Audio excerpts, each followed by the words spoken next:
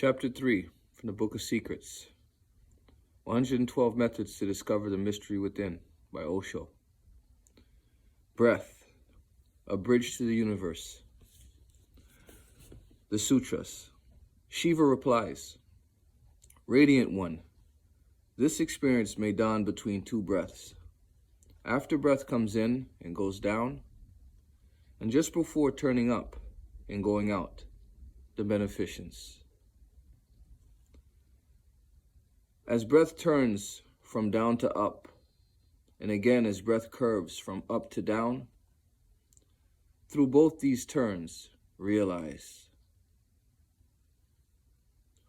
Or whenever in breath and out breath fuse, at this instance, touch the energyless, energy-filled center. Or when breath is all out and up and stopped of itself, or all in and down and stopped. In such universal pause, one small self vanishes.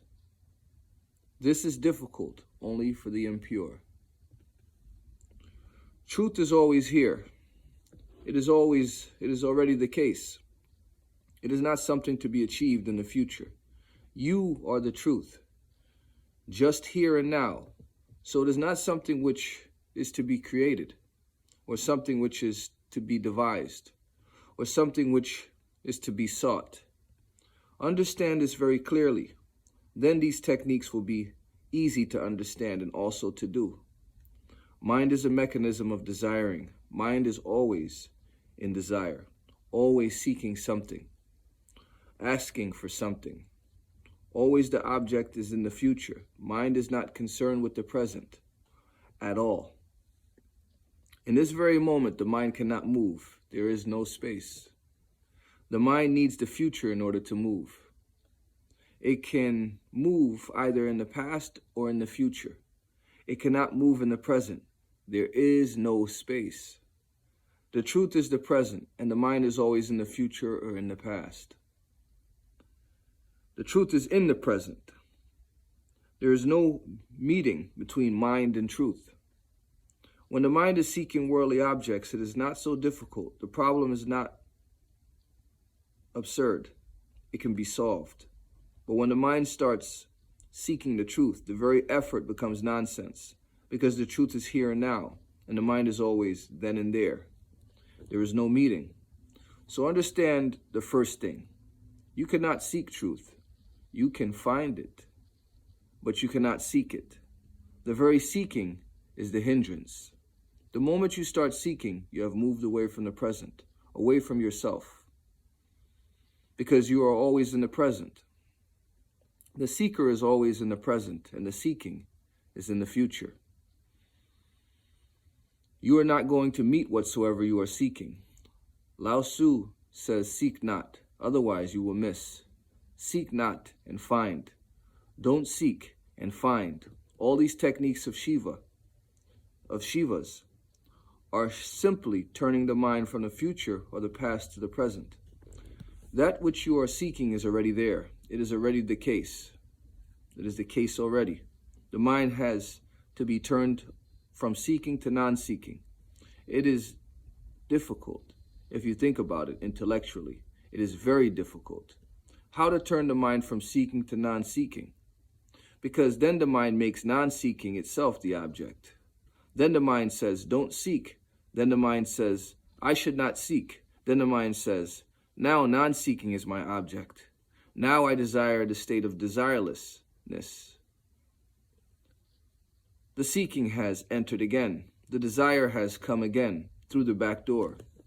That is why there are people who are seeking worldly objects, and there are people who think they are seeking non-worldly objects. All objects are worldly, because seeking is the world. So you cannot seek anything non-worldly. The moment you seek, it becomes the world. If you are seeking godliness, your godliness is part of the world. If you are seeking moksha, liberation, nirvana, your liberation is part of the world. Your liberation is not something that transcends the world, because Seeking is the world. Desiring is the world. So you cannot desire nirvana.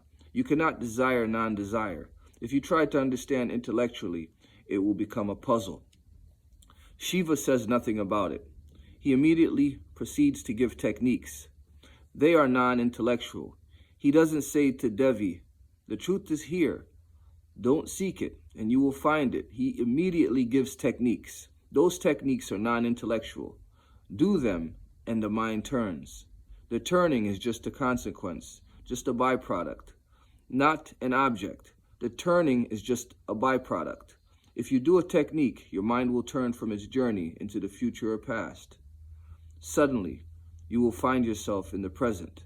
That is why Buddha has given techniques. Lao Tzu has given techniques. Krishna has given techniques. But they always introduce their techniques with intellectual concepts. Only Shiva is different. He immediately gives techniques and no intellectual understanding, no intellectual introduction, because he knows that the mind is tricky, the most cunning thing possible. It can turn anything into a problem. Non-seeking will become the problem. There are people who come to me who ask how to desire, how not to desire. They are desiring non-desire. Somebody has told them, or they have read somewhere, or they have heard spiritual gossip, that if you do not desire, you will reach bliss. If you do not desire, you will be free. If you do not desire, there will be no suffering. Now their minds hanker to attain that state where there is no suffering. So they ask how not to desire. Their minds are playing tricks. They are still desiring. It is only that now the object has changed. They were desiring money. They were desiring fame. They were desiring prestige. They were desiring power. Now they are desiring non-desire. Only the object has changed, and they remain the same. And their desiring remains the same. But now the desire has become more deceptive. Because of this, Shiva proceeds immediately with no introduction whatsoever. He immediately starts talking about techniques. Those techniques, if followed, suddenly turn your mind. It comes to the present. And then, and when the mind comes to the present, it stops. It is no more. You cannot be a mind in the present. That is impossible. Just now, if you are here and now, how can you be a mind? Thoughts cease because they cannot move. The present has no space in which to move. You cannot think if you are in this very moment. How can you move? Mind stops. You attain to no mind.